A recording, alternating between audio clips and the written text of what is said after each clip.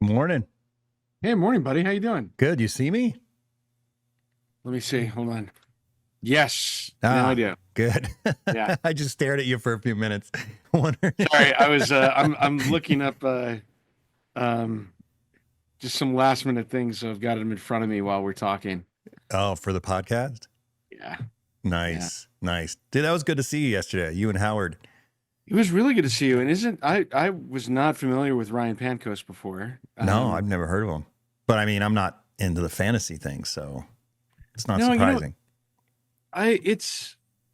It's interesting, these fantasy artists, because I think that okay, so this is a hot take. This is Micah's hot take. Okay. Ready? Yeah. Most of the atelier artists living today, you're an exception to this, are descended from one path, and that was Jean-Léon Gérôme, who was a French artist, had a student, William McGregor Paxton. Paxton had a student, Ives Gammel. Ives Gammel had a student, Richard Lack.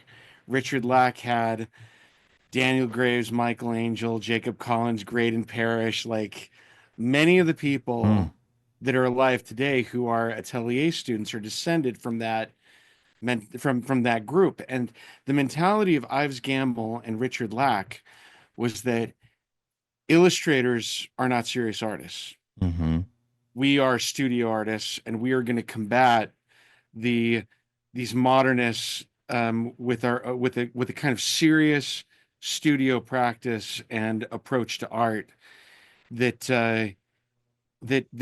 doesn't demean itself through like reproduction as illustration, right? And the result of that was that all of these illustrators continued a lot of practices that were academic practices, that were large or even small multi-figural narrative pieces.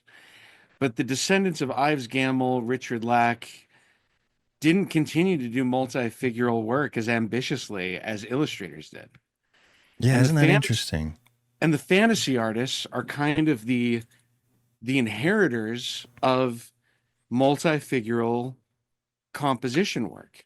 And all of the thinking and that comes behind that. I'm not saying that they're better. I'm just saying, I've been to dozens of ateliers, and they're not largely doing multi-figural work in architectural or landscape spaces, right? And so you meet these fantasy artists, and some of them are doing these incredibly ambitious multi-figural works, and you just think like, holy cow, like where did this person come from, right? It's just a completely different bloodline in a way that goes back to the same skill set that just broke off when illustration and so-called illustration and so-called fine art, like, I know those are like, for some people those are controversial terms, right? Yeah, I used to be that person. Someone called me an illustrator many years ago, and I got so mad. Yeah. I was like, how dare you call me an illustrator? But you know what? I'm kind of at the point right now where I think I kind of am an illustrator.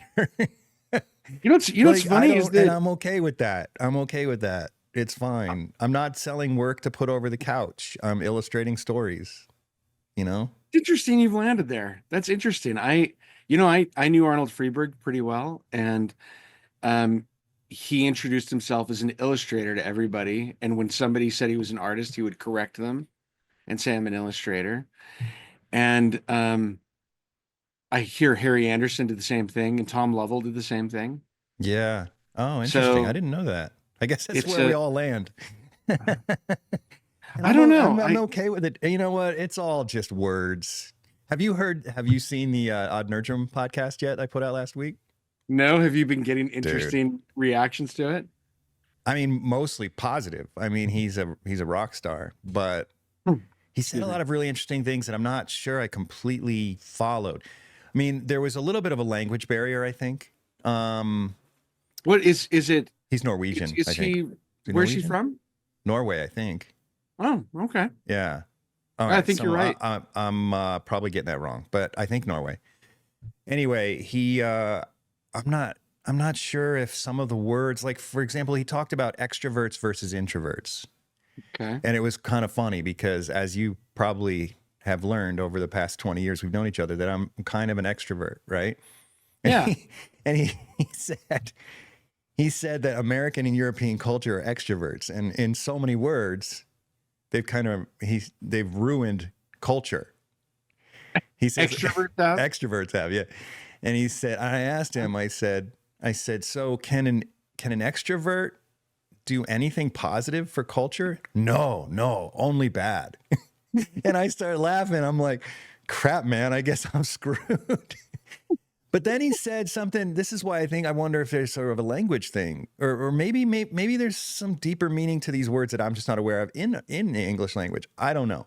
But he said an extrovert will look at the clock to see the time. An introvert will take the clock apart. And I'm like, well, okay, so based on that definition, I'm introvert 100%. I mean, I've literally taken a Yeah. clock apart, Yeah. Yeah. right?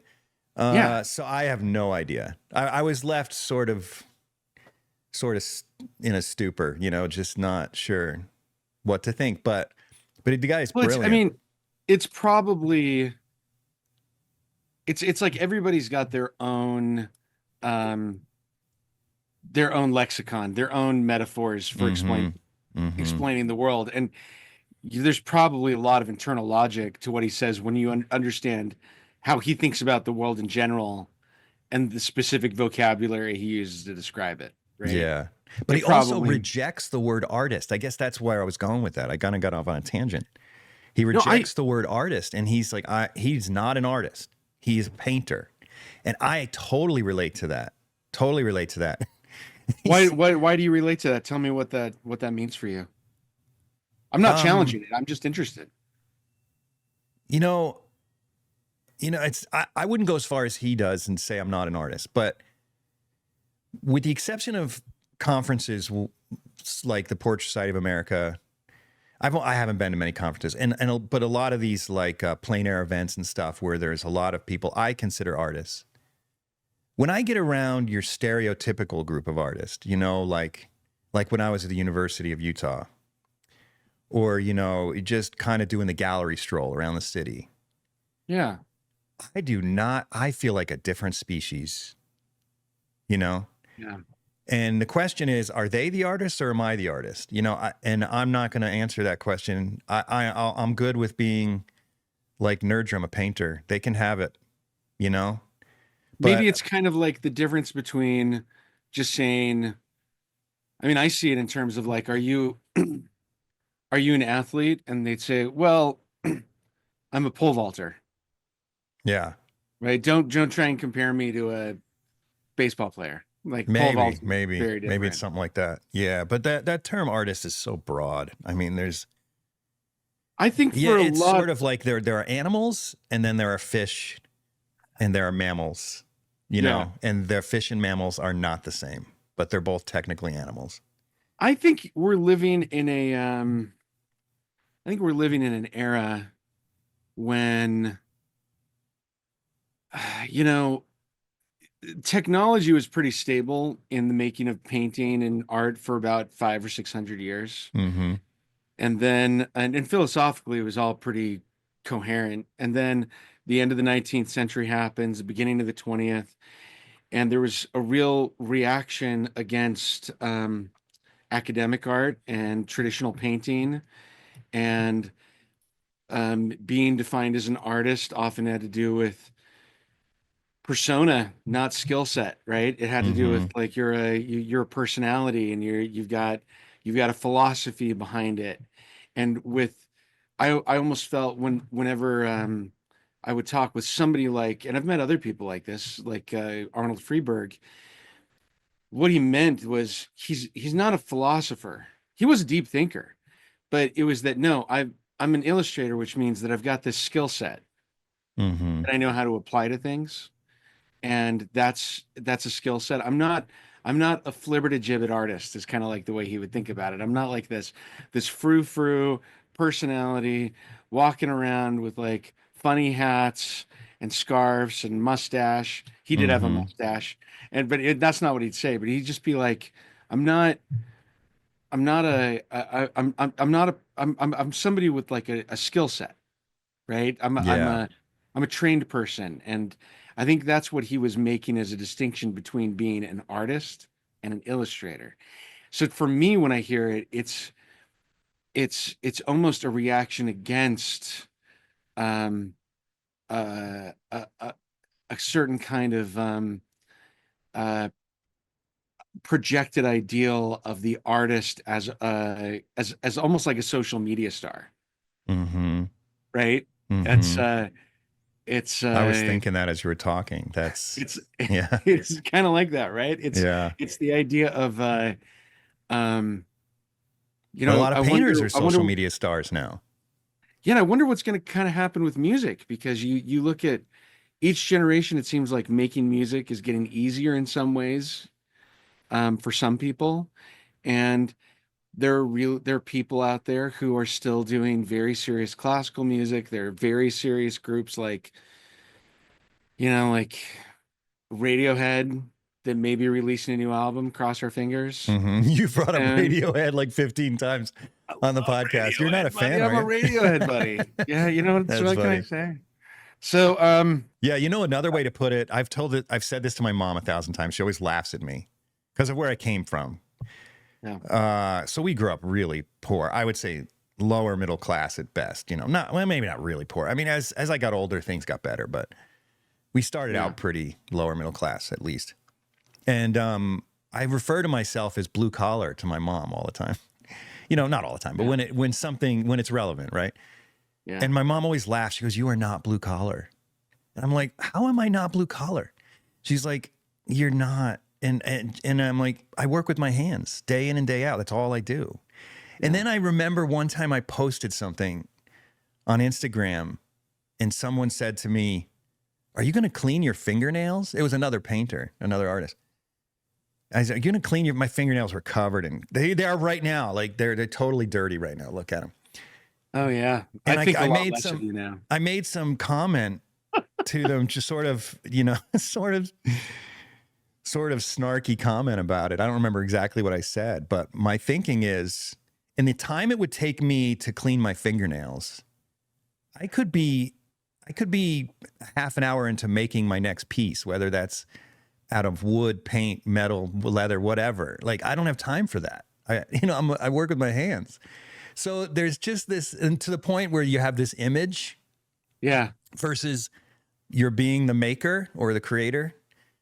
Like I You am so not concerned about the former. I'm just like, whatever, who cares if my nails are dirty? I got to get back to the shop or get back to the easel. you have no idea how well this plays into what we're going to talk about today. Like you have no Seriously? idea. Yeah, seriously. I don't That's I'm perfect. gonna I'm gonna tell you why. I'm gonna read a quote to you, Yeah. and hold your thought, because we're gonna talk about it more. So, in 1667, there was this French member of the French Academy, which was it's kind of intellectual society as France is building Versailles and taking over the torch from Renaissance Italy. And he's writing this treatise on where he categorizes painters according to their worth.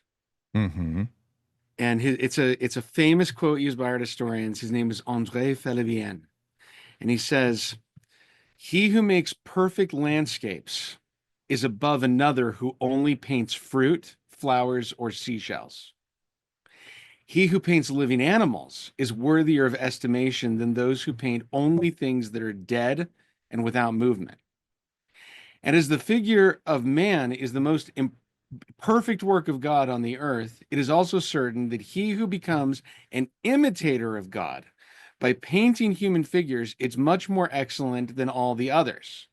However, even though it is no small thing to make the figure of man appear alive, and to give the appearance of movement to that which has none, nevertheless, a painter who only makes portraits may not pretend to the honor accorded to the most learned, for that it is necessary to progress from a single figure to the representation of several together to depict history and myth, the virtue of great men and the most elevated mysteries. Hmm. So, in other words, and you got to remember, this is also at a time when most people, especially artisans, are illiterate, right? Only about 10 to 15% of the population can read. So he puts at the very top, well, he puts at the bottom, um, who is it? Still life painters, which he says painters of fruit, flowers, seashells. And then he says right above that are landscape painters. And then above that are animals. And then above that is anybody who paints humans. Mm-hmm. But among the human painters, there's portraits, and then there's multifigural, and then there's allegorical, historical, narrative scenes. What's the difference between a To teach you multi-figured lessons. and allegorical? Oh, there's not really. I mean, I guess it's like if you get a bunch of people in a war scene that you're depicting, and you got to get all the portraits of the generals who stood there while they're making peace That would be versus someone who does multi-figured. yeah, that's a multi-figure versus Okay. someone who's doing like a section from a biblical scene or a section from Homer, right? So And you they're think that depicting. he's suggesting that if you're doing allegorical, you have to put more intellect into it, aside Yeah, from well, and this just is painting skill? part of it is that it just assumes that you're literate at that point. And Okay. so you're reading history and you're the highest class of artist. And this mentality goes all the way to the end of the 19th century. And you talk about dirt under your fingernails. Um, you look at somebody like William Merritt Chase, who was an amazing artist, and William Merritt Chase would deliberately open his studio to the public, and he would paint on an expensive silk Persian carpet in a white suit with a string quartet in order to demonstrate that he did No, not get literally, dirty. literally had a Yeah, string quartet. yeah. In order to demonstrate, and That's he would do wild. this like for public events, Yeah. in order to demonstrate that he did not get dirty, like lower painters would get dirty. No, And it no. was actually a trend for a lot of artists. I mean, John Singer Sargent, Anders Zorn, Sorolla, Boldini, Raimundo de Madrazo. A lot of artists would paint in white suits in order to demonstrate that they were not blue collar, dirty workers. It wasn't a dirty job. Hmm. And they would often point to the fact that sculptors were always getting dirty and that they would never be at the highest level of intellect that they were, because sculptors were like irredeemably messy and dirty and working with their hands, unlike aristocratic, noble, Interesting upper that in class their mind people. you can't be well, I guess they're calling it dirty, whatever. But you can't be blue collar and intellectual. Well, and the real irony of it too is that their heroes, people like Michelangelo and Da Vinci, were always getting their hands dirty, and they were Yeah. always like, and so I mean, it's a totally false Mm-hmm. dichotomy, but but they're really and I really reject it too, because I mean a lot of our favorite artists are people who lived very earthy lives, were very curious about the world, were very hands-on with a lot of different things.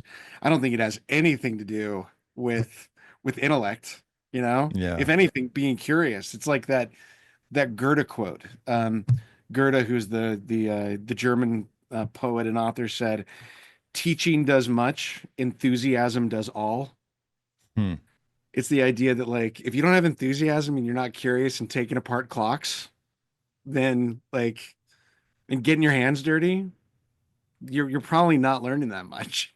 Well, and the other way of looking at it, I think Brian Taylor and I talked about this once, but it's like I subscribe to the philosophy of Steve Jobs, where I just it's while I appreciate people, frankly, like yourself, who your career, part of your career is presentation, right? You're showing Yeah, art. yeah. But for what I do, like Steve Jobs, he just wore black every day because he didn't have time to think about what to put on. There Right. is a And that's there's how a I approach the world. I have 50 hats, 50 t-shirts, and 5 pairs of jeans. And I'm just like, I got to get to work, Have you you ever know? heard that story of Barack Obama talking about his visit to the White House with George W. Bush? No. It's interesting. So, they were bitter political you know, rivals, and then they've become friends over the years. And Obama shared this experience where when he got to the White House for the transition, President Bush, first thing he did is took him to his closet, and he said, "What do you see?" And Barack Obama, who's a stylish dude, he Mm-hmm. says, "I see a man with really boring taste." It's like the same suit over and over and over again. Yeah. And George W. Bush said, "That's exactly what you see." And he said, "When you're president, your job is to reduce the amount of decisions you have to make in a day because you just don't have time." Mm-hmm. And so he said, "I've got 25 of the same suit, and I've got 25 of another suit, and that's it." He said, "I don't think about it. I just put on the same thing every day." And and Barack Obama said that was a huge lesson to him. And I've thought about that since. Like, you guys see me on this podcast, and I'm kind of a fancy guy, Oh right? yeah. But I So really, fancy. I but it's love it really though. like I have the same uniform every day. I buy all my clothes pretty much secondhand on No, eBay. you I know all, don't. I do. I know all my sizes. I You know the look brands like that you I have a like. brand new. I mean, I wouldn't know an Italian suit if I saw one, but if I had to guess who wore Italian suits, it would be you. This is an Italian suit. It's Well, just there a you go. second It's just Italian suit secondhand. that I got at a fraction of the price. But No way, like really. I get that my shirt's in the same place. I know all my sizes. The moment like I put on, you look at my closet, it is like different colors, but they're all the same thing. And I just put the same kind of tie, same kind of suit, same shirt every day, different pocket square, different tie, but like I don't So have you're that doing the many, same thing I'm right? doing, just with suits. Yeah, it's just I mean That's and when interesting. when something gets ripped, because I work in an art and antique shop, Yeah. I don't worry because I've just got another one and I got it secondhand, so it's like no big No deal. joke. So I just like I'm not precious about any of it. It's just like you gotta guess So replace we it. share who would have thought we share the same philosophy? Yeah. That's No. wild. So this idea of like high and low and where you fit in the ladder. I guess this going back to the earlier conversation, this idea of are you an artist, like an intellect, or are you an illustrator? Are your fingernails clean? What kind of artist are you? These are the things that really preoccupied the artists who we're focusing on today, Hmm. or at least were projected onto him by other people. And man, I don't know if we're going to talk about a greater portraitist maybe in the history of art. Um, That's quite a Maybe we statement. will. We'll talk about different styles, but Hmm. he is largely considered by many to be the greatest in Europe, and he is the one who probably influenced more than any the artist that came after him. So Anthony Van Dyck, he's painting. He's born in 1599, dies in 1641, and for the next 200 years, everybody's looking at him. Okay, so this is not Anthony Van Dyck, but I wanted to bring it up because this is the style that dominates portraiture in England before Anthony Van Dyck. This is Hans Holbein, who's the court painter, and I mean zero in on the face. This is a very It's good artist. remarkable. I mean, Is Hans. this in DC? I know I've seen this in person. This is in the Frick. Wait, where's the Frick? Remind The me. Frick's in New York. Okay, that's where I saw it. Okay. Yeah, yeah, yeah. So this is in the Frick, and Holbein is a remarkable artist. He's painting for the Tudor kings, which are about 50 to 100 years before Van Dyck. And there are a lot of people who imitate Holbein's style. I didn't want to give their bad versions. Holbein is also from about the same place Van Dyck is, and he's a very good oil painter. And he's using oil before the Italians are using oil paint. And so he's they've got a head start in Northern Europe with these with the layering of pigments and and glazes and things like that, right? But the thing about him is, if you go all the way back, is that these portraits are very formal and they're very um if you most of them are kind of wooden and deliberately wooden to show off a kind of You mean um stiff? yeah, Yeah. yeah, they're deliberately regal, but it's not, it's a choice because this guy could really do almost anything, right? His skill set is really Holbein is one of the greatest artists ever, and we'll do an episode on him at one point. I wonder But I if it want is you, okay, so I'm going to push back a little bit. yeah, I wonder how much of it's a choice, and I wonder how much of it's the process. Because if Okay. they're doing official portraits, these people don't have a lot of time to sit, right? This guy's obviously important. So he would sit for the heads and hands, and then they would dress a mannequin. And I kind of wonder if part of the stiffness of these old school portraits is that process. Because when you dress a mannequin, it has that stiffness to it. I mean, they're literally wood. I think it's an interesting question. I mean, we know a lot about Hans Holbein because he was maybe the first really famous court painter, and he worked for Henry VIII, Yeah. and it was brought to Henry VIII by one of my heroes in the history of the world, Catherine of Aragon, who is the daughter of Isabel and Ferdinand, and she was probably the real connoisseur in my opinion. Anyway, she hires him, and we have all his drawings. Mm-hmm. We know how long people sat for him, and we know that they did a lot from life, but we also know that they paid a lot for jewelry, and for the clothing that they had, which was extremely expensive. And he did absolute. I don't know if he used mannequins, but he did have a session where he'd work on the faces and hands, and maybe multiple sessions, and he would draw those, and then he would paint from the drawings, and then he'd also paint from life on top of that. But he would also have people sit in their clothing, and he would have the jewelry on its own, probably draped on something, maybe like a mannequin. I don't know if it was a mannequin, but we do know that Holbein was not prolific, and he spent vast periods of times, and he had great access to these people. Hmm. But I do, but your point is well taken, and the only point I'd add to it is that um, it's it's not so much that there was a desire to capture people from life. It was more like a desire to make people look serious, austere, regal, almost like almost like sculpture. Mm-hmm. Um, Not to look. There was an aesthetic, but we're also like looking at a time when you know there aren't a lot of lively painters that can show what lifelike movement looks like at this point. There aren't a lot of people experimenting with it. Mm-hmm. But Holbein was kind of like the greatest before Van Dyck in the English environment.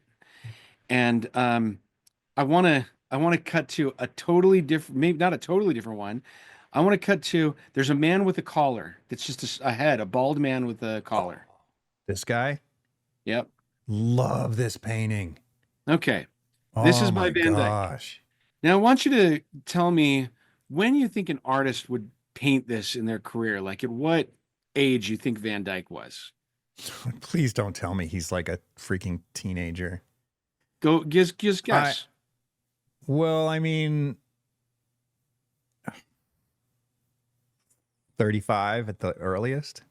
So he's born in 1599 and he dies in 1642. So he dies when he's 43 years old. Wow.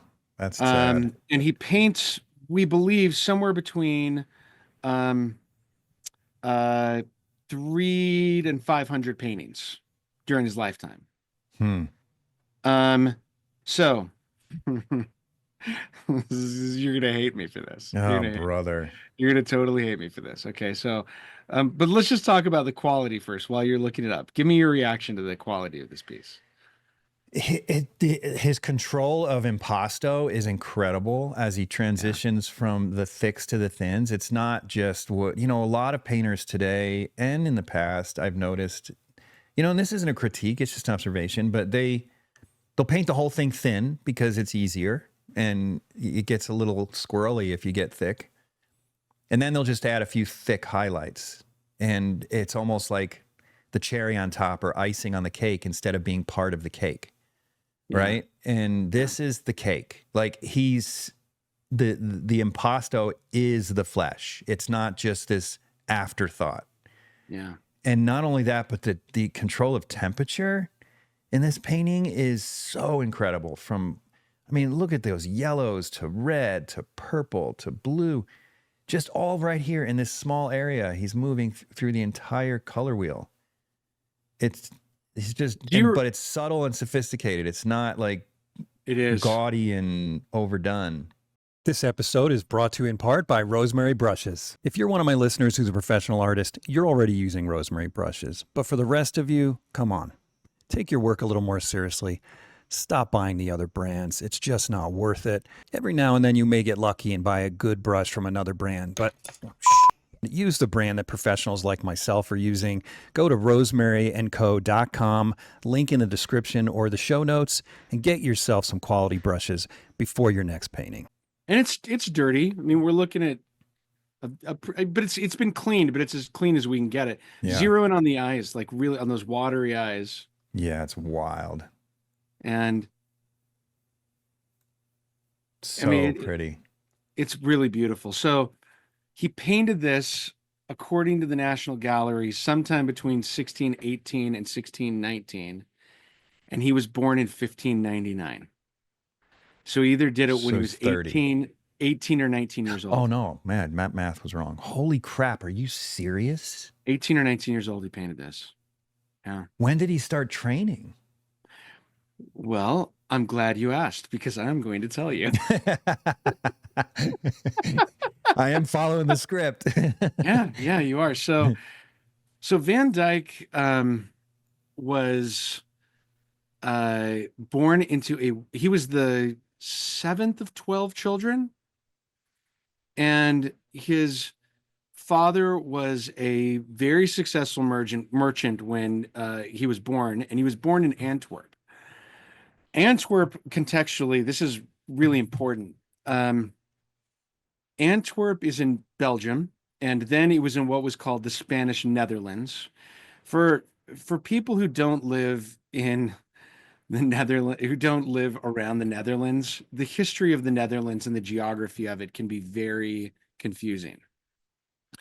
And that's because for so many decades or hundreds of years, there was a lot of shift between it being controlled by the German Dutch or the Flemish or the Spanish French, or like there's all these like different groups that are kind of battling to control that part of the world. And Van Dyck was born into the middle of it, and it's also an area where there's a lot of wealth because the shipping empire of the world is largely based near Antwerp. It's in Holland. It's where the Dutch East India Company comes from. If you've seen Pirates of the Caribbean, right? Mm-hmm. It's this entity of business people that are not royal, but they basically have the power and territory of royal people. And so his father is a silk merchant. He's getting silk from the Far East, and they're riding very high. His grandfather, Van Dyck's grandfather, was a registered painter with the Guild of St. Luke. And the Guild of St. Luke is how artists are regulated at this time. So there's an image I sent you. I'm sorry, I did it via email after I sent you this folder. And it's it's an etching of an artist studio around the time of Van Dyck being alive. All right, let me pull it up real quick. Sorry, buddy. I just remembered it right as we were going. I didn't realize I'd not put it in the folder. No worries.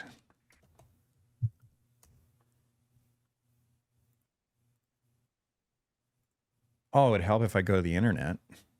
I'm searching my files.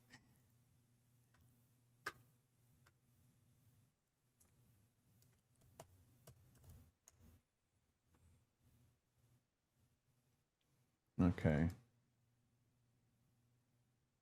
Oh, that's on my website. Yeah. This is a great image. This is a great image. Okay. So this is an image that is often called the Renaissance Workshop. And it really shows how artists worked in Van Dyck's era and for the previous 200 years or 100 years before him, maybe like 300 or 400, maybe not 800 years, who knows? I mean, it's a long time, which is essentially you have the master that's at the center at the canvas, right? Mm-hmm. And he's doing this large painting of St. George. He's got his maul stick as he's like leaning against the painting, and he's working on a mostly done painting, right? Behind him, behind the master to the far right of the painting, are two older gentlemen who are grinding pigments because there are no tubes of paint. Tubes weren't invented until like 1800. And so oil paint dries out very quickly. It needs to be freshly ground. And you can't just have anybody grind it because things like lapis lazuli, which come from Afghanistan, which creates the ultramarine blue, are expensive. And if you grind them too much, they lose their color. So that's why you have older, experienced Really? men I didn't know that. who are grinding it because you don't want any Yahoo doing that, right? You want somebody who's serious. Then you go down and you've got a boy who's probably like 8 or 10 years old, maybe a little older, who's This little watching guy? the master. Yeah, he's watching the master. And notice he's dressed in nice clothing. He's upper class, but he's watching the master. And then you've got to the left of that, you've got a young man who's preparing a palette for the master. And then you've got on the table a bust, classical bust of Minerva that is being drawn by another student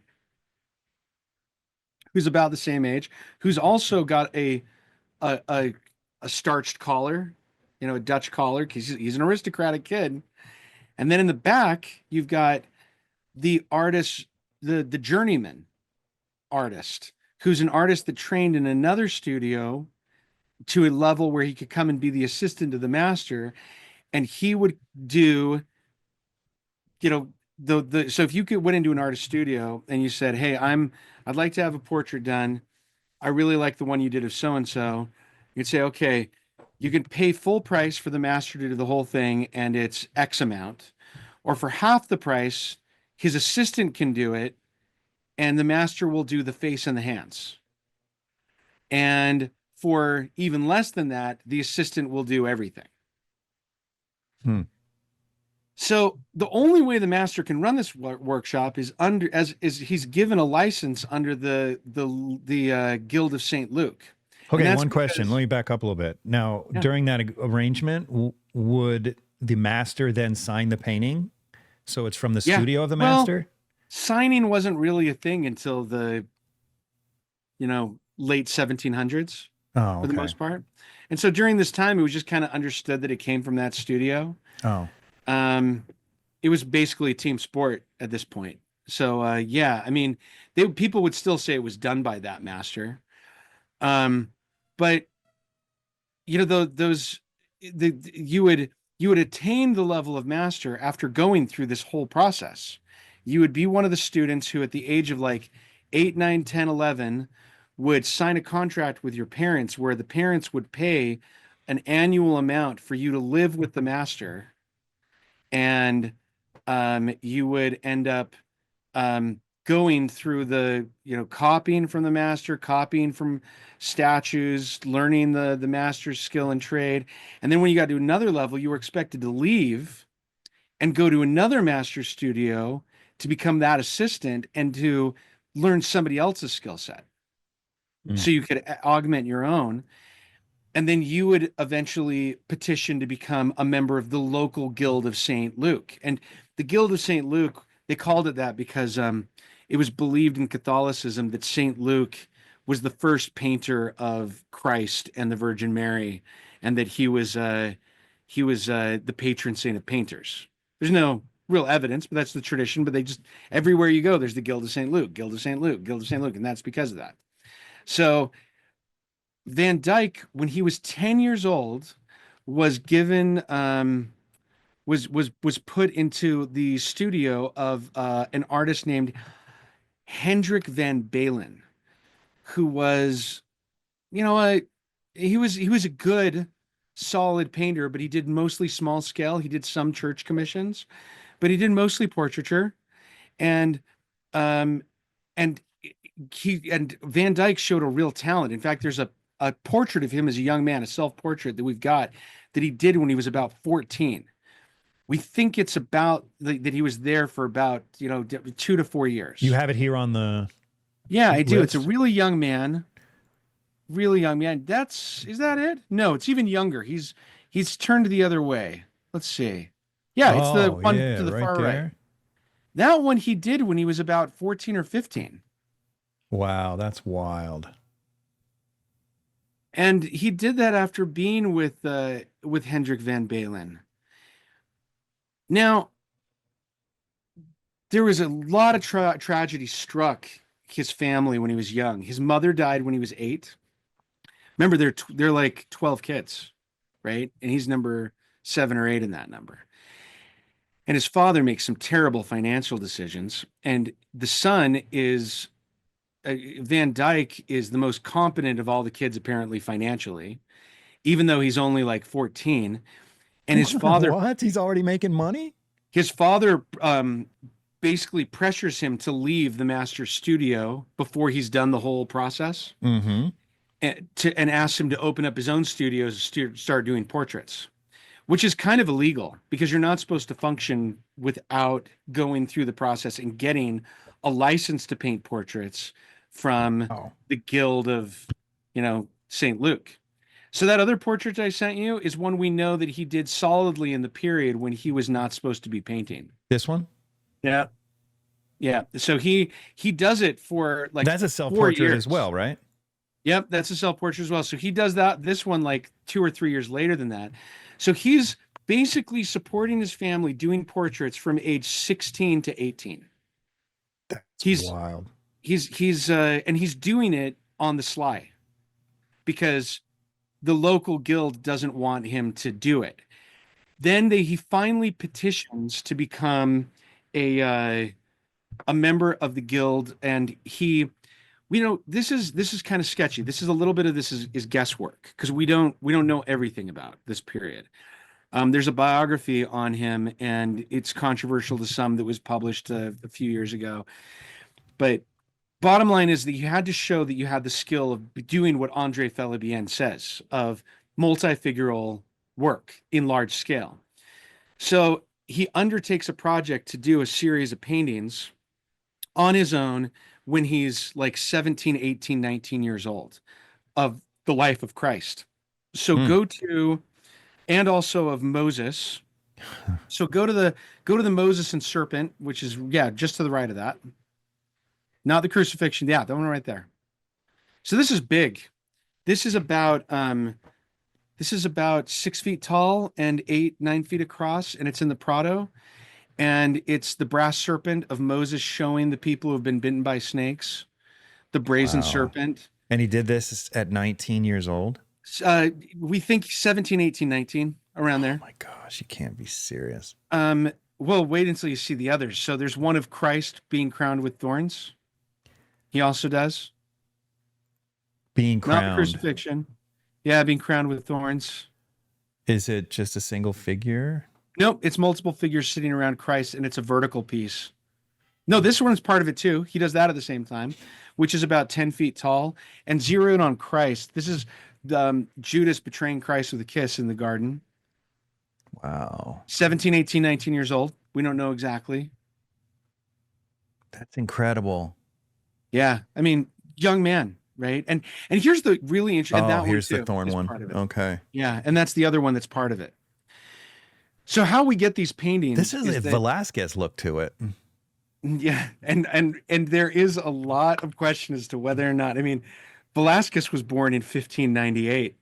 Van Dyck's born in 1599, and they both know Rubens, but there's almost no way that Velázquez's work was visible to Van Dyck. There's almost no way that, especially at the young age. I would have thought Velázquez painted this. And there's very little that like Velázquez would have. We just don't know. We don't know much about it. So that doesn't surprise you that I think that.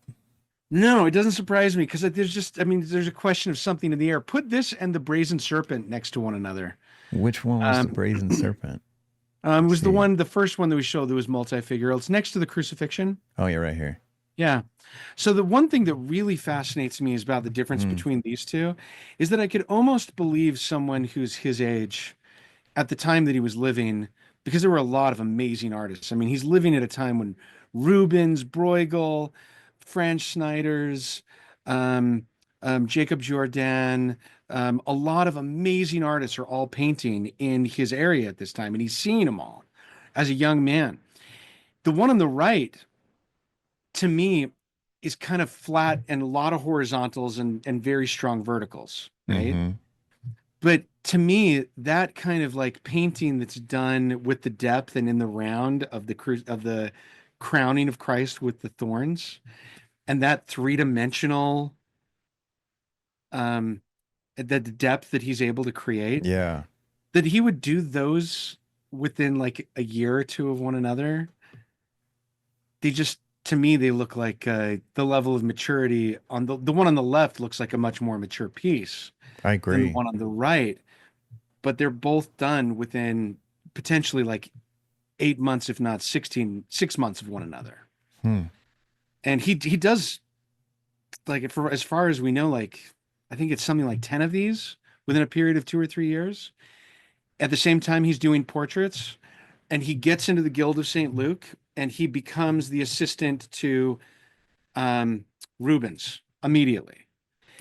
And I want to just say something before we talk about that period. And that's that, as an artist who's um, working at this time, the real money is in doing multi-figural large-scale works, because Spain has been at war with the Protestants. The Spanish Catholics have been at war with the Protestants. And the Protestants, every time they take over a cathedral that's owned by Catholics or a church that's owned by Catholics, the Mm-hmm. Protestants burn and destroy all the art. Hmm. And they make it a very image free, because they see the Catholics as being um, they're worshiping imagery, they're worshiping saints. They're trying to break all that down and make it all about the relationship directly with God. And they also see the Catholics are tend towards in a kind of ostentatiousness that the Protestantism is trying to get rid of, and that means getting rid of all the art. So they get rid of all the art in the cathedrals, and then when the Catholics win back those cathedrals, they hire Rubens and his team to redo all the art, all the tapestries, all the ceilings, all the statues, everything that was destroyed in that cathedral. And Rubens has got a team of like between 50 and 300 people that are working for him.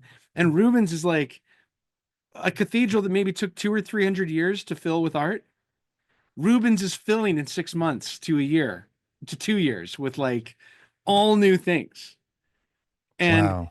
he's got a whole team of people that are taking his sketches and working them up into full paintings, into tapestries, into relief carvings. So there's this Velasquez, I'm not Velasquez. Gosh, you got me thinking about Velasquez now. Van Dyck is working at a time when economically it is a great time to want to do this kind of stuff. You've got He's got the training, he's got the natural ability, and he starts working with Rubens when Rubens has got just money and project after project that's coming in. And honestly, we do not know many times who did the paintings, Rubens or Velasquez, No because they way. become so, because even though Rubens has got like 20 years on him, Van Dyck is such a good imitator and mimic of Rubens' approach that we can't tell them apart. And these paintings that we just looked at, of like the Judas's kiss, the brazen serpent, and the crowning of Christ with the thorns, were in Rubens' personal collection. And when Rubens dies, because he's the painter to the King of Spain, the King of Spain shows up after his death with carts and just goes into his house and just takes everything and says it's his, because Rubens worked for him. And he takes the paintings that were like the personal paintings that Rubens kept of Van Dyck, of young Van Dyck. So these are like, Jeez. I mean, imagine, Jeff, you have this star student, and you keep a few of his paintings as a remembrance of what he was like before he came to work for you. That's what we're looking at. These were Rubens paintings that he owned by young Van Dyck, like 17, 18, 19-year-old Van Dyck, before he started working for him. Hmm. And then he they go to the Royal Collection in Spain. So we haven't really talked about what you think about these as artistically. What's your take? Well, As being someone that who's doing a I multi-figural know I'm paintings so of the life of insecure right Christ. now. I'm like, oh my gosh. I mean, I've got mixed feelings. So here's the thing that amazes me the most is just his storytelling ability, just the movement and the gesture of all the figures. That's hard to, I don't know, it's hard to do that. It's hard. It's like you're choreographing a dance in a way, but only in one snapshot of it, and that's really hard to do. That's the thing I wish I could sort of soak up from him, his superpower. But when you look closely at it, like there's some weird stuff, It's not like there's some kind of he's weird stuff. yeah, it's not like he's some sort of freak genius technically. I think his genius is in composition and storytelling. Which you could argue is not even his yet, because if you were to look at a 1,000 Rubens paintings, you would see that a lot of these compositions are lifted from Rubens. So it's not even his invention. It is his execution. But this is the benefit of being where and when he is that he's got so many great models that, you could argue, Jeff, that if you had grown up and you didn't have to go to elementary, junior high, and high school, but at 10 years old, you had immediately been put into a commercial environment with artists who were all working at a very high level, that you would have picked up a lot of amazing lessons too, right? And so he didn't have the burden of a general education, as awful as that sounds, right? And he had the drive to support his family, and he could go into he was living in a very small community. I mean, we're talking about a couple 100,000 people. I mean, smaller than the city of Salt Lake that we're living in, and there were maybe 50 to 50 world-class artists who were living there, and he could go in and out of their studios as much as he wanted, pretty much, right? And so I'm not trying to diminish, because clearly, like, Rubens brings him in, and Rubens immediately makes him like his right-hand man for everything. And so he's doing, like, and we can't even tell today, like, through AI analysis of brushstrokes, we cannot tell what percentage of a work is done by Rubens and what's done by Van Dyck, even if the one or the other partially did it or not, or if one did all of it. We just know that Rubens had the commission. Right? How would you typically tell? How would one typically tell? There's so many examples in Italian art in particular, where you see that it'll say, I'm paying for, I want this much lapis lazuli and this much gold and this much vermilion in the painting, because those are all things you had to pay for as like lumber in a painting almost, right? The raw materials. And they were expensive. They were almost more expensive sometimes than the work of the artist, because they were expensive pigments. And then you say, well, I'm going to pay for the principal figures to be done by the master himself, but I want everything else done by his assistants. And sometimes you even say which assistant we want to have it done by, right? And with Rubens, and you can often see, I mean, I could probably give you like 50 paintings done by Rubens' studio, and you and I would be able to figure out over like 10 minutes whether or not Rubens did most of the figures or two of the figures, right? It's pretty easy. So it's quality, usually. Yeah, it really comes down to quality. And you're like, no, like it's not good enough. Like, and so if you go to a museum, you'll often see Rubens and workshop. But if it says just Rubens, it's because it's deemed that the quality of it is good enough that it seems like it was only him who did it. But then we'll go and see a contract that'll say well, because we've still got these contracts from 500 years ago, right? That say Rubens was commissioned to do this with not Velasquez, Van Dyck, or and we know that Van Dyck worked on it, but we just don't know like what he did and what Rubens did. We just know that like it looks consistent all the way through. So, I mean, it's not, it's constantly a moving target for art historians. So there are paintings that get recategorized all the time.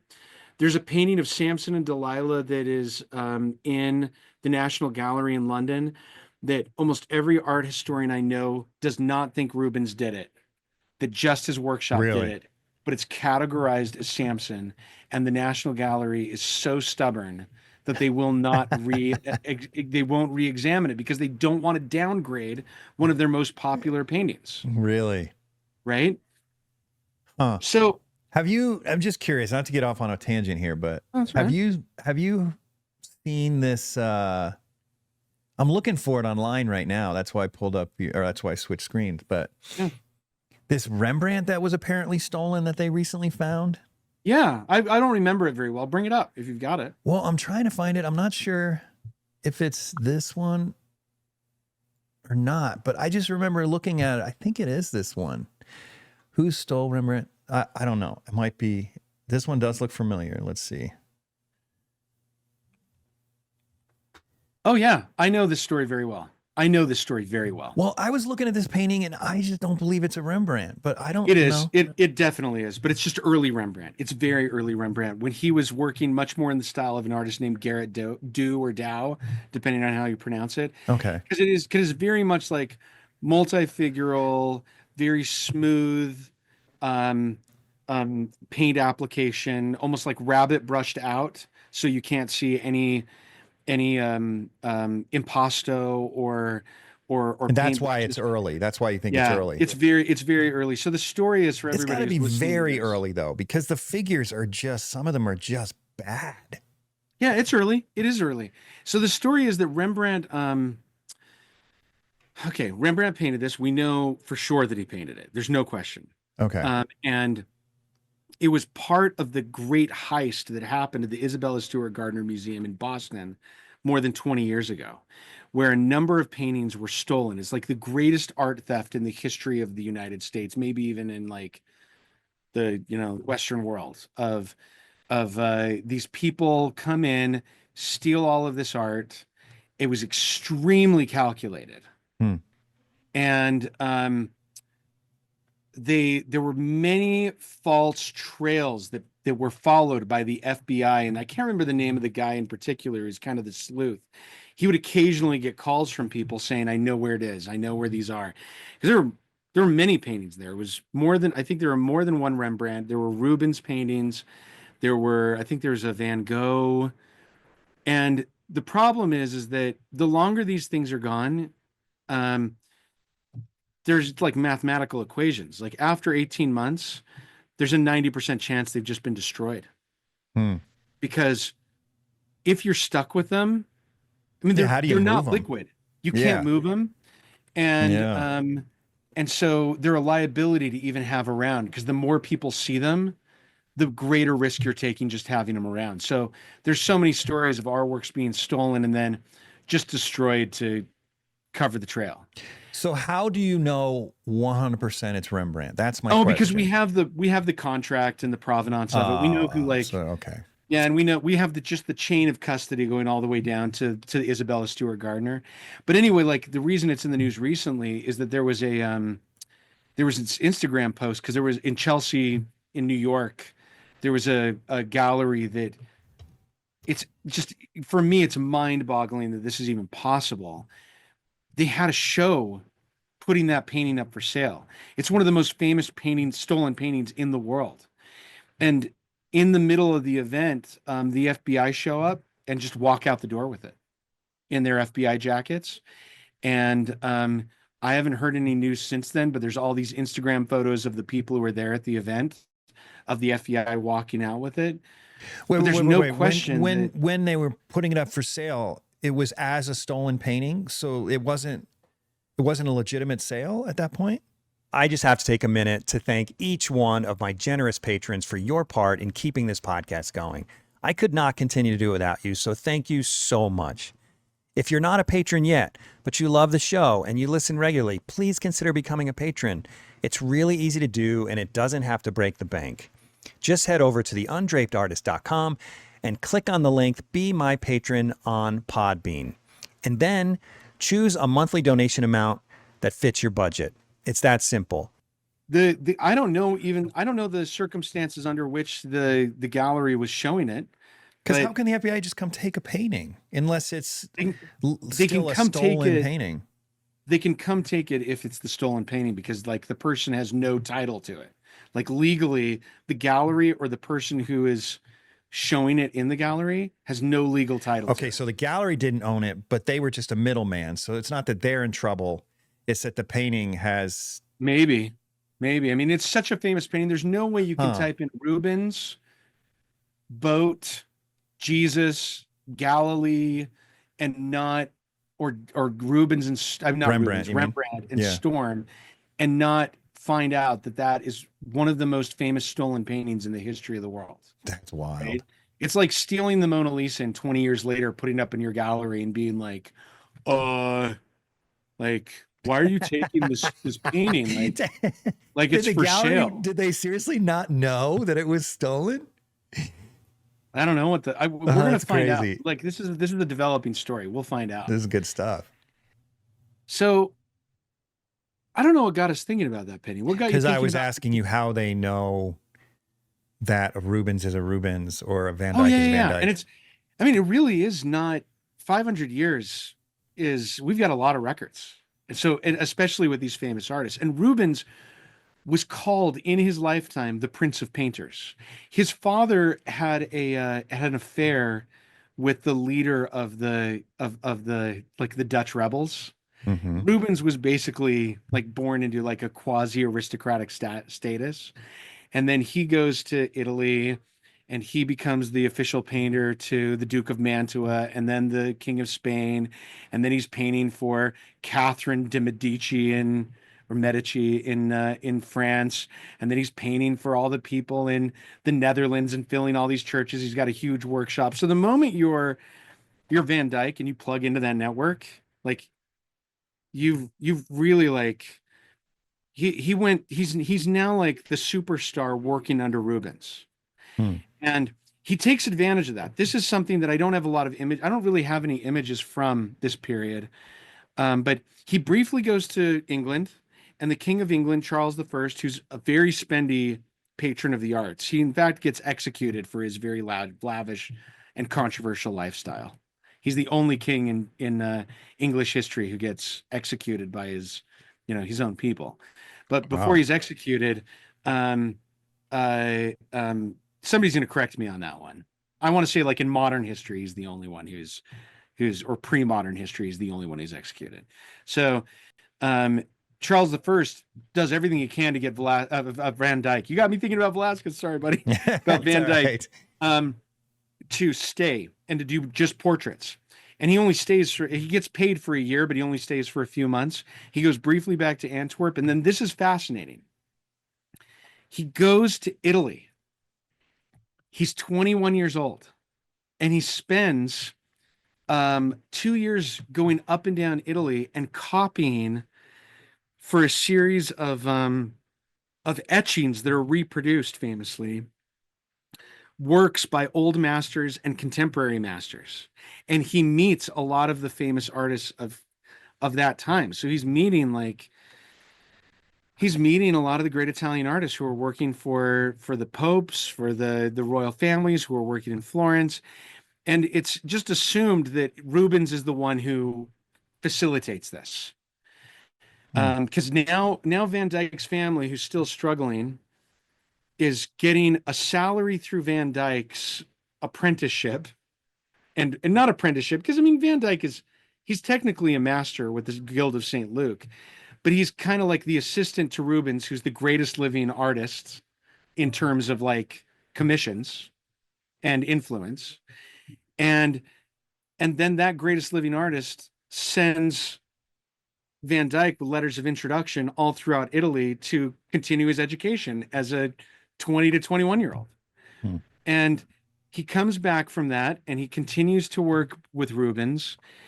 And he then, after working with Rubens for a time, and he does some religious works, like go to that crucifixion and put next to it the drawing of the same piece. Now, this is from what I understand, his study, his oil study. This is not necessarily his finished work. So when he goes to Italy, his work changes a little bit. He comes back and he gains the confidence to do the figure in a less crowded way. He's able to isolate figures. He has more confidence with anatomy. He's painting more loosely even than he was before in some ways. And we have a lot of drawings by him. This just for anybody who's asking. He eventually gets his own workshop, and he, just like Rubens does, and these assistants will do the same thing that he did for Rubens, where Rubens will give Velasquez either an oil study or a drawing, and Velasquez would work up the oil painting from that. Velasquez does the same thing for his students, but sometimes we know in his working methods, when he would do a large scale multi-figural work or a large scale painting period, Van Dyck would almost always do a drawing, which wasn't, that's pretty typical for us now, but it wasn't always the same for every artist at this time. There wasn't a uniform way of working. But when he would do a single portrait, he often wouldn't do a drawing. He would just go straight into oil and do it on the canvas, sometimes doing a chalk underdrawing or sketch. But in this case, I wanted to show, it's just one of the few examples that we'll show in this podcast of what his drawing looked like when he was doing a very serious large scale work. And the one on the left is not the finished large scale work. It's kind of the oil study. Well, it's crazy that the study is exactly the same as the drawing. Yeah. Even like this negative space right here. It's exactly the same. Well, and you've just done a crucifixion, and you had the same problem that Van Dyck did, which is he's living in a time when there's so many crucifixions. How do you do your own crucifixion and make it different or make it your own? Right. And I don't know how much of a concern that was for him, but it's just the idea that this isn't a new subject. He's not tackling a new idea when he's doing it. And if this was a podcast about originality, we would talk a lot about originality. That's not where I'm trying to go with this. Right. I just want to talk about his skill set and the looking at the drawing and then the oil and what information he's capturing. So, let's look at the drawing for a minute. Go in on that drawing a little closer if you can, and just look at what he's trying to do with it. What are your thoughts as you're looking at this piece? It's chalk, and it's got a little bit of what we call body color, which is that white kind of pastel-y stuff. So he's basically working on a slightly tinted paper. Maybe it's not tinted. Maybe that's just the natural color of the paper with black chalk and a kind of pastel-y white. Those are the only things he's got. Yeah. When I look at it, all I can think about is his resources that are available to me that weren't available to him. So a lot of this has got to be from his imagination, because no one's going to be able to hang like that for a significant enough amount of time to do a drawing. No, he's not. Yeah, and I know he used models. Yeah, but he couldn't. The model can't hold that. No. Right. So, and it looks that way. It looks sort of like it's a modge podge of multiple poses. It's trying to work out the figure, the contortion that's not necessarily natural. But that's the point, right? Yeah, I think part of it is that it's something that was very true of these Baroque artists, is that they were looking for drama, and drama was often through like extreme gesture of some kind, right? So, I mean, he's got the way that he makes that arm look like it's even more extreme, or the head is he has Christ's head partially behind that left arm, Yeah, right? his And shoulder almost looks dislocated.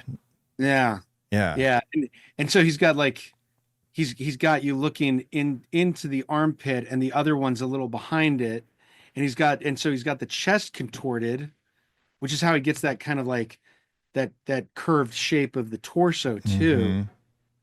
But it's all, I mean, it really is all an effect of like he's trying to get, and so are so many of these artists. There's this movement within Catholicism, which is the ecstatic movement of trying to excite the passions and the drama when you're looking at an image. You want people to come into this painting, and unlike Holbein, which is all about dignity and and grandiosity and majesty in a image that's very still and kind of rigid. His generation is more interested in, you show up, candles are flickering around this figure that looks contorted and in the middle of an action. Mm-hmm. So he's trying to do that, which is, a hard thing to do in a 2D art world, to make it look like somebody's moving. Yeah, especially in a static pose. I mean, Yeah. he's not moving, but there's movement. I mean, yeah, it's pretty remarkable, honestly. He's I think that it's kind of a given that people in his generation understood classical, or basic anatomy, and would deliberately manipulate it for dramatics, for the sake of drama. So there wasn't a this idea of naturalism didn't exist. They weren't even interested in it, because everything was put at the sacrifice of drama Hmm. and intensity in these images. So, it even shows like the extreme darks and lights. I mean, that's not, and the skin. I mean, she's trying to show that he's dying or close to dead, right? And let's go to one of his last multifigural scenes of Christ. It's a lamentation scene of Christ lying in the lap. In fact, there are two that are side by side out of these that I've got. There's one that he did kind of mid-career of Christ that I have laying on the, like, in the lap of some it's a lamentation scene is what we call it. See if we can find it. Hmm. Is that it? You just had your, okay, so that's one. Okay. That's mid-career. And then there's another one that's really that's almost the end of his life, in his late 30s. Isn't that hard to, like, crazy to think that the end of his life was like late 30s? That's so sad. Yeah, it's I'd be very dead sad. already. Yeah, and I'll tell you about his dying, and go all the way. Oh, it's all Is the it way to this the. one? Yeah, it's that one. So go to Okay. that one and the other one that you just had a minute ago. So these are, the one that I showed you of Christ is kind of like one he does, I think, while he's, a little younger. But this is late career. And then the other one that you had, not No, that one, that's that's not. early career, My right? bad. This It's all is right. getting tricky. I know it is. I know it is. There's so many. You did a good job. Let's see. Where did I put that? Or where did you put that? I think it's almost to the middle right now. Keep going to your left, to the left, to the left. Keep going to the left. Keep going. Keep going. Keep going. Keep going. That one. Oh, yeah. Yellow. Okay. Oh, now I lost the other one. This is ridiculous. Okay. Here we go. Okay. So here you have two subjects that are very similar in the Catholic Stations of the Cross. This would be called the Lamentation. It's the moment when he's been taken down from the cross, and he has a moment with his followers. So on the one on the left, which is done kind of early to mid career, you have Mary Magdalene, and we know she's Mary Magdalene because she's red haired and her breast is exposed because she's a harlot in that Hmm. that idea. And then there's Mary behind him, and then there are the angels, which aren't seen by Mary and Mary Magdalene, who are attending Christ. And on the one on the right, you've got Pietà moment, which is very similar lamentation, but it's Christ is holding the body of Christ. Yeah, the Mary, his mother, is holding the body of Christ, and then there's John, the beloved, and then there are these angels, and this shows, him, two very similar pieces done about 15 years apart, as far as I understand it. Hmm. One is kind of early mid career, and the other one is late career. And the one on the left is much more interested in morphing the body into shapes that are interesting and almost contorting bodies and hands. I mean, look at all those angelic hands that kind of fan and eventually lead towards Christ's wound in his hand. And then, like everything is kind of like all these gestures are a little, I hate to say it, I sound like such a snob saying this. They're a little obvious and a little over the top in its gestures. Yeah. And the body is really extremely contorted. But the body on the right is much more naturalistic.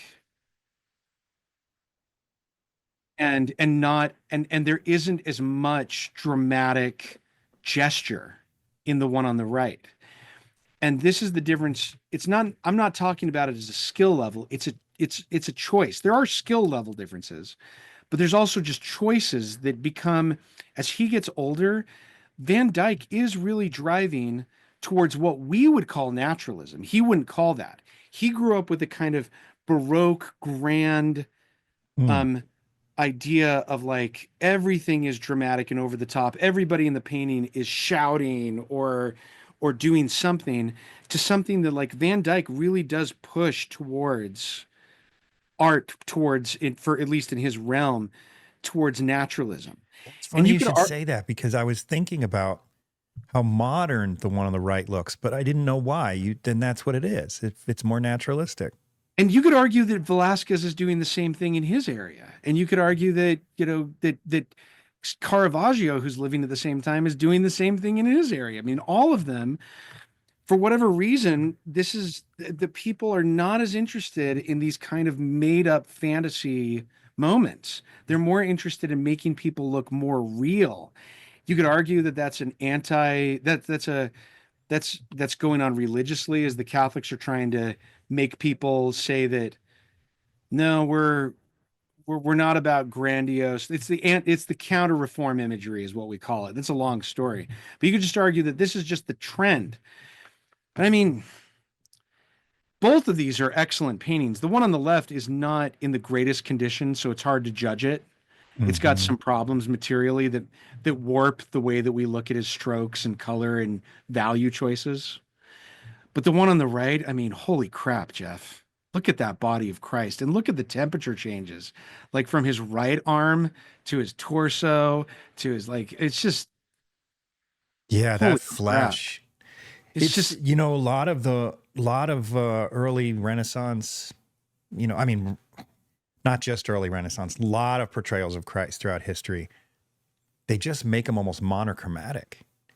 Yeah. And in order to create that look of death. And you can see that on the lower legs on the left, where it's almost like painted in literally with black and white paint. But this looks so dead, and yet it still looks fleshy. One of the things that fascinates me about him, let's zero in on that one on the right, is, if he was a 19th century artist studying at the École des Beaux-Arts, look at just the legs for a minute. He would have been criticized for not simplifying those legs more in ideal proportions. There's a lot of complicated stuff going on in those legs.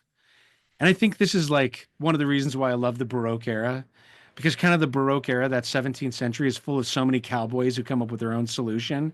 There's not like one totalitarian system for telling you how you should or shouldn't paint. And his solution is, I mean, those legs are some of the greatest, most interesting, like the kneecaps and the difference between the two of them are just like, so beautiful. The choices. They're not as finished as I thought they would be. They're not very finished, are they? No, there's a lot of. And look at how he's outlined those toes, and the really heavy, like the vermilion edge that's going on. I mean, he's got like, it's, I mean, it's really, and then look at the healthy angelic arm above all of it. That we're looking at that left Oh arm. yeah, right here. And the And how rosy hand. beautiful. But look at this hand. It's like outlined. Yeah. So interesting. Yeah, and he's got an outline on the legs too, a little bit. Yeah. Do you see that a Look, lot in his also paintings? look at how he's got a reflection of the white on the bottom of that right leg. Look at how he's got a reflection of the white cloth on the bottom of that left leg, like right below in that kneecap. Like oh, below right the here, kneecap. right Like, here. yeah, he's got like a white reflection from Yeah. the cloth that's below it. I mean, it's just, Yeah, and that face is intense. Sheesh. and look at Mary's eyes that have been just bawling. She's just been crying and crying and crying. She's all puffy and red. And she's a middle-aged woman, right? She's probably supposed to be 46 you know, maybe. yeah, she had 47 like or 50. 30 to 15, 16, 17, which is how old she was, arguably, right? Like that's what we're supposed to believe. So yeah, she's in her mid to late 40s.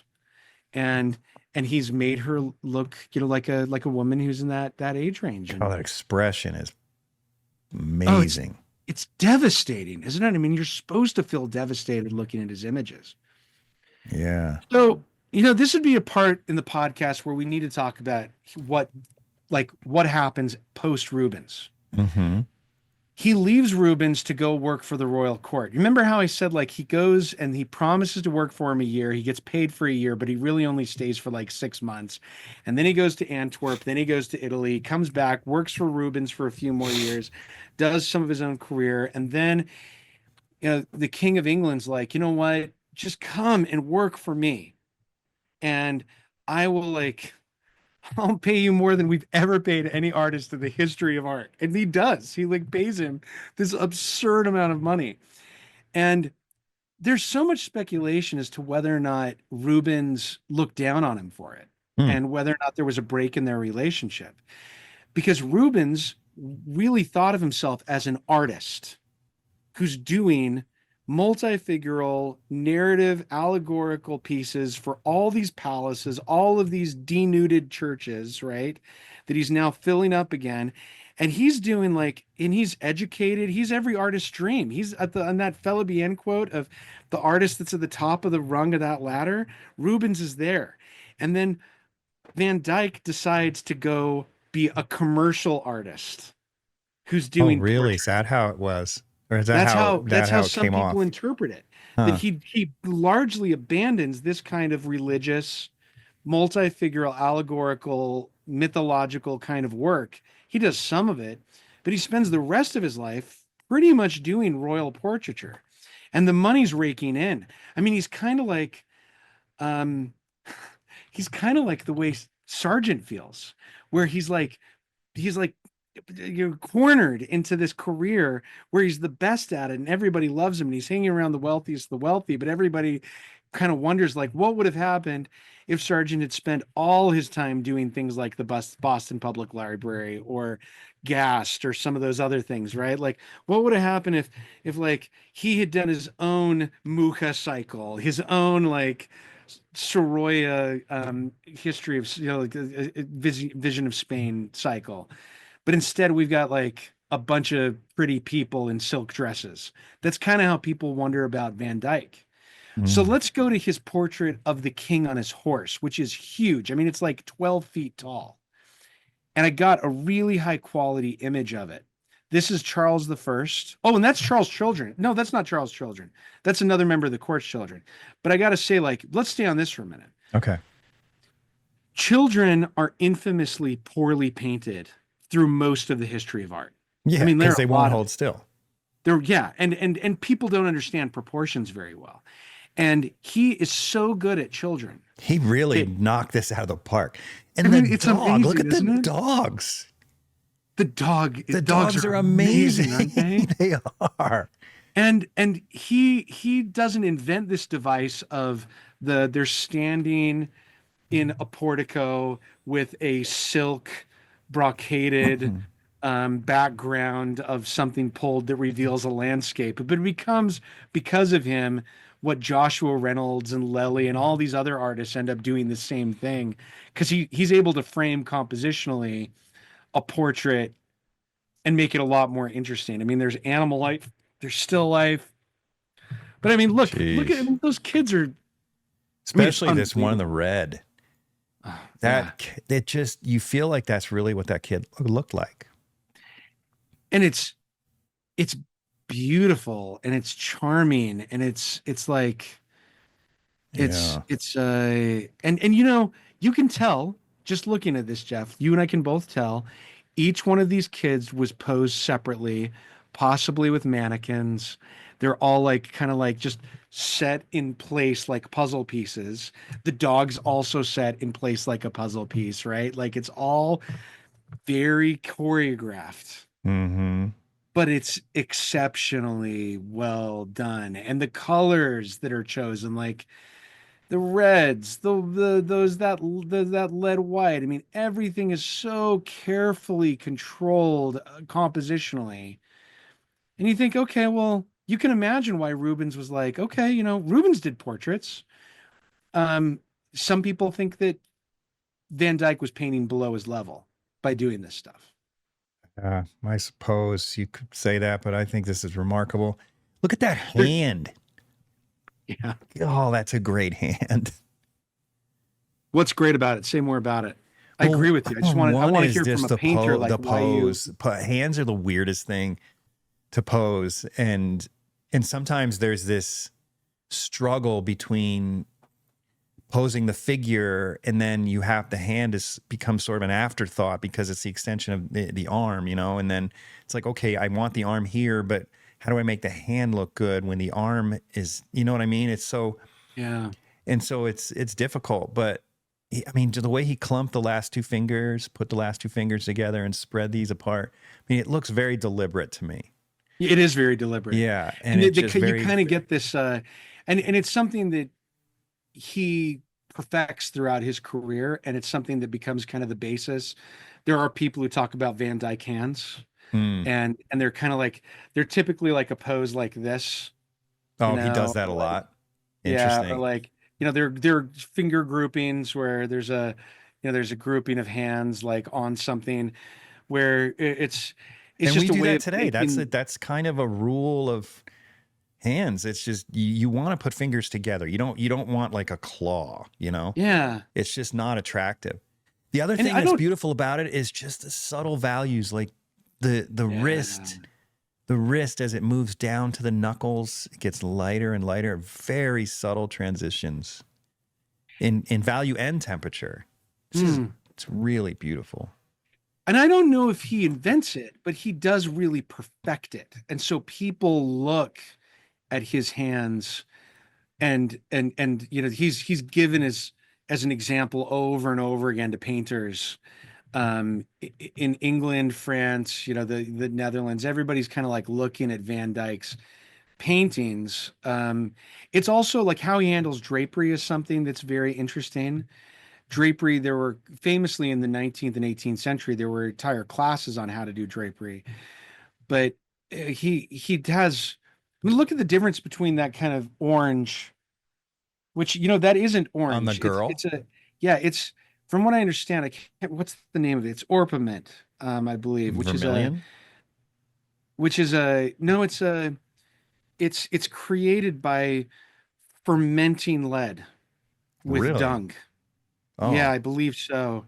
And then the red is the new world that's raised on cacti that's still used in like Coca-Cola and lipstick. Insect red. I'm looking it up right now. Um uh uh gosh, it's called it's It's from funny the you should mention Furo this. I just heard Cordi. something about this where lipstick has this like ground up bugs in it, and you're Yeah, smearing it yeah, on and your it's face, on your mouth. yeah, and they try really. It becomes a very expensive red dye that it's like the best red. And previous to that, there was cinnabar, and there was like ochres that you could use, but really like it was an expensive red. Mm. It was a really expensive red, um and you know he's just go to the king now if you can find the portrait of the king on his horseback, which is his official portrait. Okay, so now this is kind of boring because this is exactly what we think of as like boring official portraiture. This is in the National Gallery in London, and it's huge. It's so Look at ambitious. that tiny little head on that horse. Yeah, which this is a breed of horse, so it's not like he's got this wrong. That's absolutely Really? accurate. They Yeah, have horses with absolutely heads that accurate. tiny? Yeah, yeah, and What? go on the king's face and armor, and the armor was the most expensive part of this. I mean, holy crap, Jeff! This That's is like remarkable. it is in person. It feels very dull in this image, Yeah, but it's pretty washed out. but when you see it in person, it still feels like it's kind of unvarnished, but it is such an impressive portrait painting. Wow. And there is a challenge here. I mean, how many times have you done a portrait, Jeff, where you're like, okay, how am I going to make this interesting? Or because it's Every visually, time? That's yeah, kind I of my mean, job. the king's like, okay, I just bought the most expensive armor I could possibly buy, Mm-hmm. which is the equivalent of like the price of like, I mean, like the price of a mansion was the price of that armor. That armor is so expensive. The horse is very expensive. The king is projecting a certain image with that armor and with the horse, and so they've got to be in it. A likeness of the king's got to be in it, and you're probably like you're Van Dyke, and you're thinking, okay, gotta have the horse, gotta have the armor. You think Van It's Dyke got to chose be. all that stuff, or do you think the I king know chose the all that king. stuff? It's just like it's part of the formula. He's got to do it. Is it just me or the rest of you guys also get weirdly excited when you order new paint? Because I don't know about you, but when I get paint in the mail, it feels like Santa just dropped my Christmas presents off at my doorstep. With Vasari paint, my paint of choice and the podcast sponsor, it's even more exciting. And let me show you why. Because when Vasari shows up, it comes in this incredible box where each tube lays in this little compartment perfectly formed around the tube in this nice soft foam. And it's surrounded by velvet, red velvet. Now you got to ask yourself, if a paint comes so carefully protected and surrounded by red velvet, you got to wonder if this paint is worthy of royalty. It is. Vasari is. So if you haven't tried Vasari, you're seriously missing out. And the thing about Vasari, it's not only the best paint out there, it's also made by an incredible company that's been around for 30 years and knows its customer by name. Do yourself a favor, go to vasaricolors.com and order yourself some for your next painting. Oh, And so this what is you're kind saying of is Van Dyke is saying, okay, so this frustrating client has to have all his stuff in Yeah, it. Okay. and he's probably seen Titian's painting of Carlos V or King Charles the Emperor Charles V, which this is based on essentially that same kind of imagery. And what's happened is Charles I is saying, I want to look just as good as that image of a king on his horse. Yeah. And my armor's better, my horse is better, and you better have them in there. And so now he's got so he's right now he's competing with Titian, right? And there's also a version of it that's been done by Rubens. So what if we lined these all up, which I don't think we've got time to do this because we're going to talk about other things too. Van Dyke's in competition with Rubens, with Titian. Maybe he's seen Velasquez's painting of Philip IV, which is kind of similar to these. They're all doing a kind of similar thing. And what is Van Dyke's contribution to this? Is I think a kind of naturalism that doesn't exist in any of them necessarily, to the extent that his does, and a real expertise and control of things. Just go to the boot and that foot. Oh, I love the way it's just sort of like not really hanging, but you see the tension in the ankle. Oh yeah. And It's so great. just as like, I mean, if you were to just say to any abstract painter, I want you to do all those interesting shapes and values that are in that boot. You know, it's like, good luck. Good luck doing something that is that beautifully composed. Just like the wrinkles on the calf skin of that boot are unbelievable. Yeah, that's cool. work. Now, is part of it that the image is so big, so the resolution seems more finished, or is it more like his other paintings where you could see the brushwork? You could see the brushwork, and you're also like, you're basically standing at the level of that boot, Wow. and the king is above you when you're standing in front of it. Wow. And so, yeah, and that's the impression that the king wants to give, and also that Van Dyck wants to give, is that the king's above you, right? Yeah, that's Okay, remarkable. let's go to the other one that's to the far left of that first portrait we started the podcast with. That's of the king with his horse and in the trees that we've got two images of. Oh, okay. This is also the king. Is this the same king? Yeah. Oh, yeah, he's got same the king. same boots. Same king, same boots. I don't think it's the same horse, but this is to me, this is a more interesting image, but it's not as grand in person, not nearly as grand. But, this is Van Dyck using all of those multi-figural skills for a portrait. And, and there's not a lot of naturalism when it comes to the colors that he's chosen.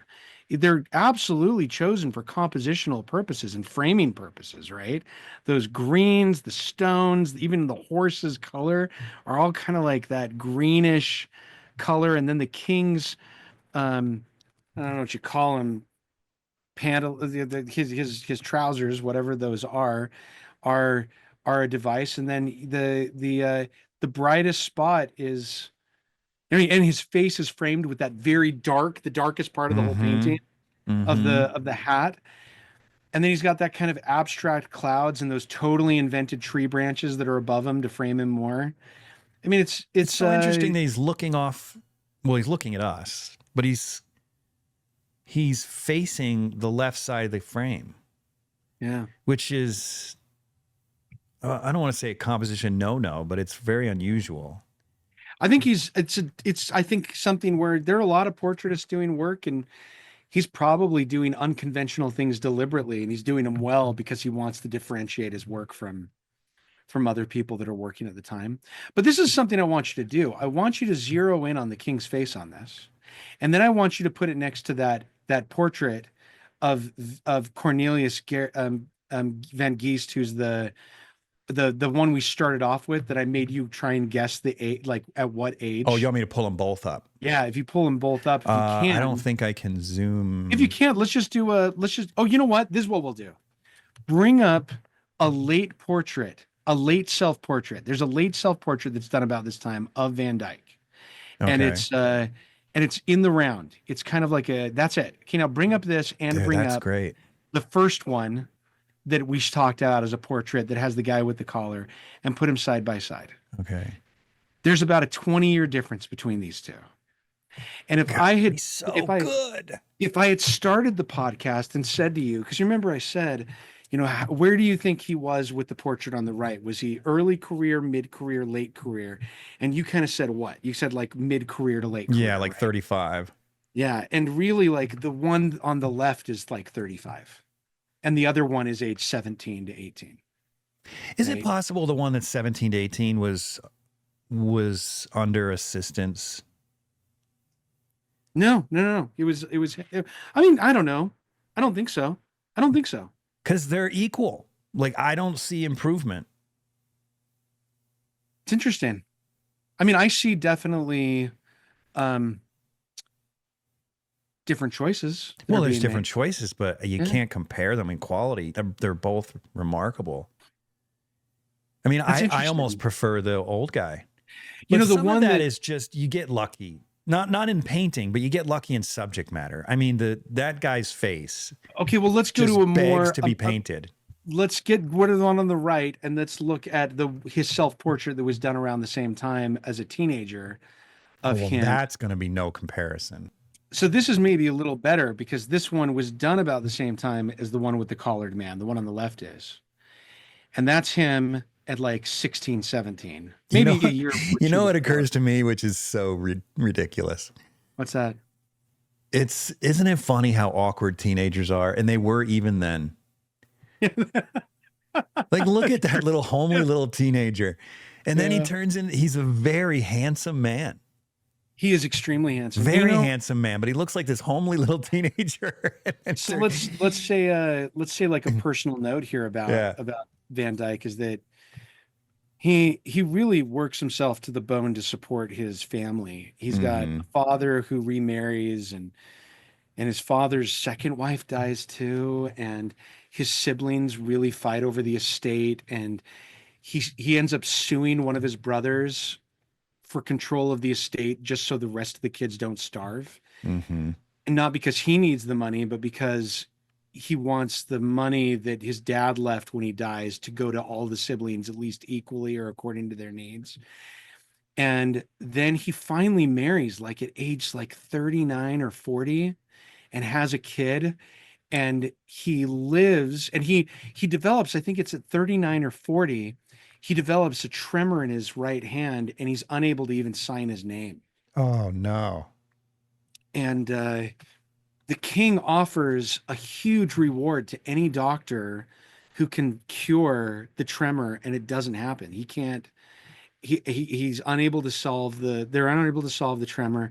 His daughter's born. His daughter's born. His daughter's christened, and then his daughter's baptized a few days later, and he dies at like 40, age 42, after the baptism of his daughter, which he was basically staying alive for.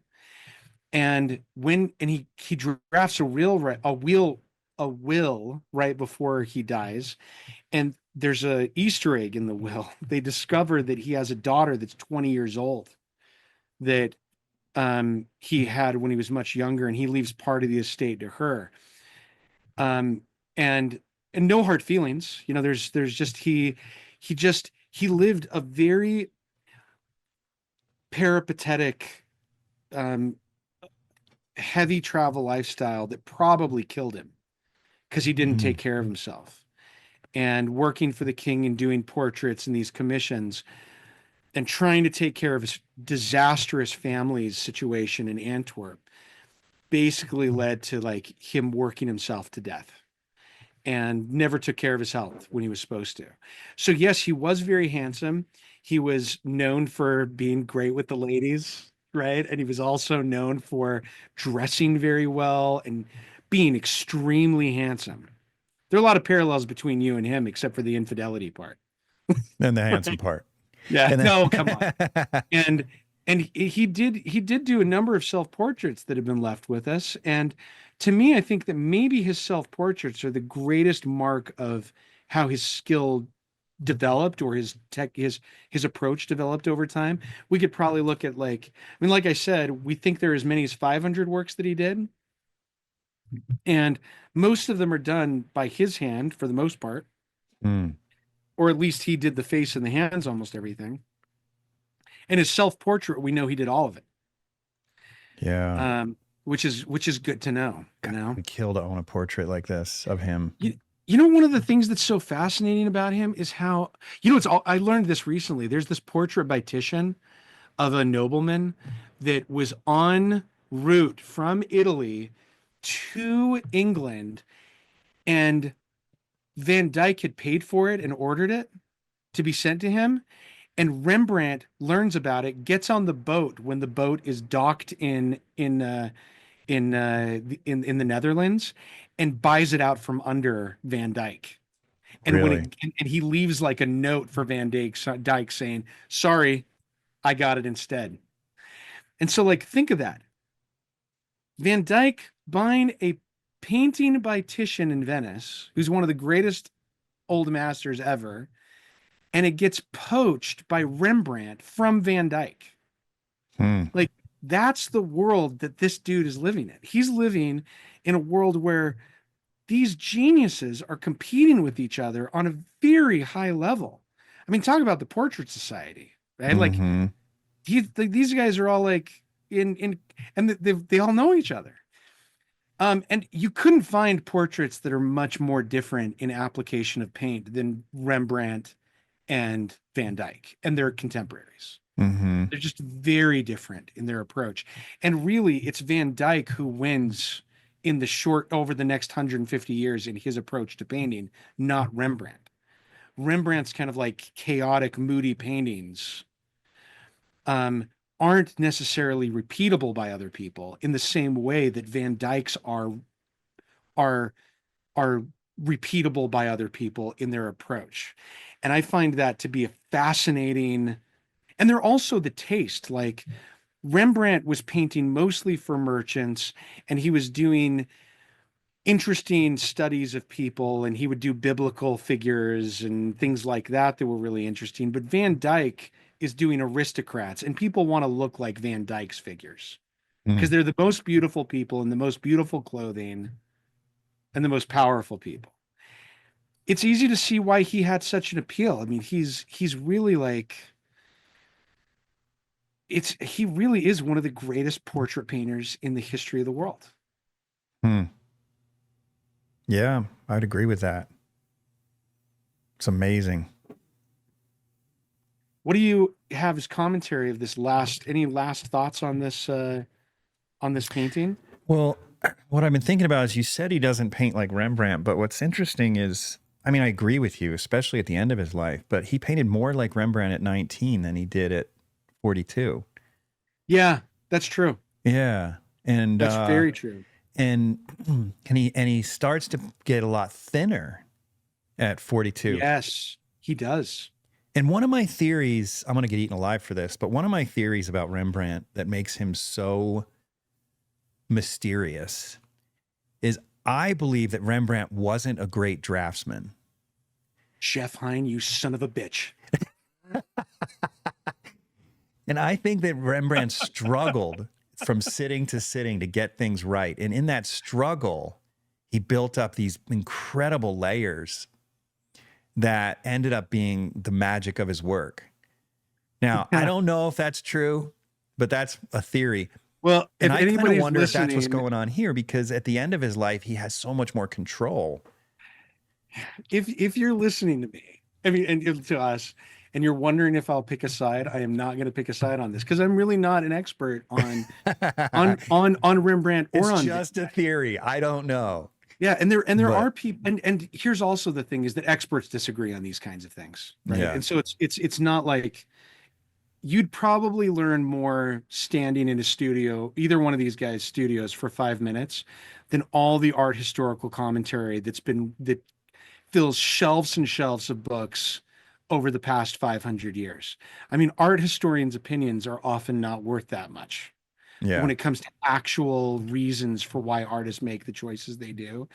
And so I tend to trust artists who are practicing over whatever consensus there is art historically.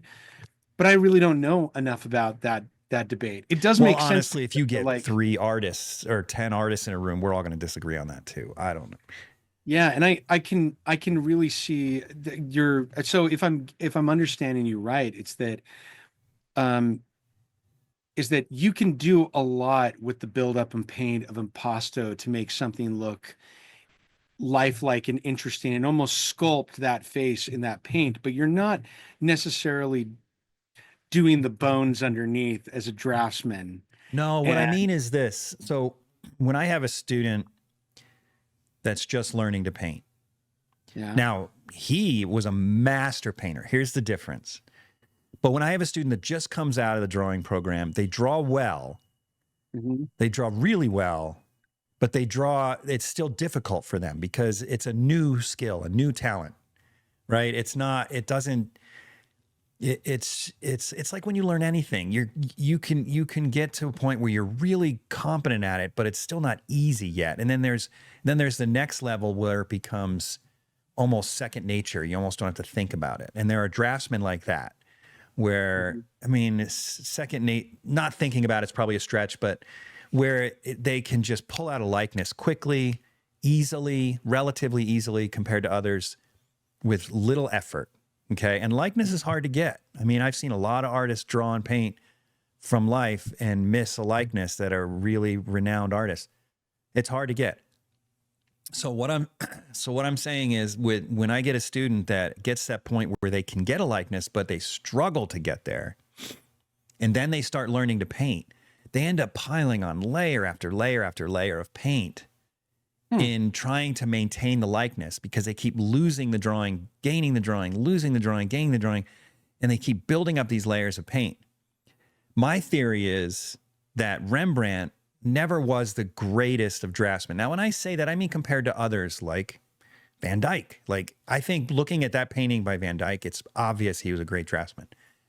Go to a couple of his drawings of portraits. Don't lose your thought, but yeah, because I've got a couple of portrait drawings that I included in there. Oh, drawings that show his drafts as a they're all to that side. They give you an idea. Let me get back here. Yeah, get rid of okay. Pull those. Okay, see, this is what I'm saying. Like, that's gorgeous. Yeah. Anyway, zero in on the face a little bit. So what I think is happening is Rembrandt is losing the drawing, gaining the drawing, losing the drawing. And from sitting after sitting, he's piling on more paint onto the previous layer. But he's such a great painter, and he understands principles like temperature and transparency and opacity and the things that those types of attributes of oil paint can do for a painting, that he maintains control of that while losing, gaining the drawing. So it just gives him all this makes sense opportunity to build up these layers that creates this mystery that no one's been able to figure out. And really, it's just the labor. It's just the struggle. That's my theory. I don't know. Interesting. I have no idea. But I've just seen so many Rembrandt drawings that are just like, what in the world were you thinking? You know? It's interesting. And then you look at this drawing, and I mean, look at a couple of these. Just look at a couple of these drawings that he's got here, and you see that he's very consistent. Yeah, he's very consistent in his approach to things, and that's a particular. It is interesting because he's trying to get this face just right, but he doesn't really care about what's underneath it. Right. It's because he's going to build that up directly onto the canvas. Yeah, see, this looked like it was easy for him. It does look like it's super easy, doesn't it? And it's extreme. And go close on that, because there's very little information. That's what I mean. It's not labored. It looks like real character. Like that's a real person. That's not a generic person. Yeah. And yet there's so few marks. Like, he just hit it quickly. That's what I mean by a great draftsman. Yeah. And you know, and from the beginning, people who are in his circle keep his drawings. We have so much of what he did, because even in his lifetime, people were like, this is special. This is amazing. Like, what he's doing is great. He's one of the greatest portraitists who ever lived. And he's working for the king. So the king also has kind of a monopoly over his studio and can immediately preserve everything. They immediately preserve almost everything he does. He dies at such a young age, and he really isn't painting for the last 3 years of his life, which is basically like 10% of his life, or maybe even more. It's like 10% of his working life, arguably, right? Like, he's not, because he's got that tremor in his hand. Can you imagine like how he can't even sign his own name the last 2 or 3 years of his life? And he dies at age 42. And do they know what killed him? Yeah, they don't. I don't know if they know exactly. There's just speculation. There's just kind of this idea that I don't know if they know what he died of. Let me see if I can find of Anthony Van Dyck death. Let's see. Died at age 42.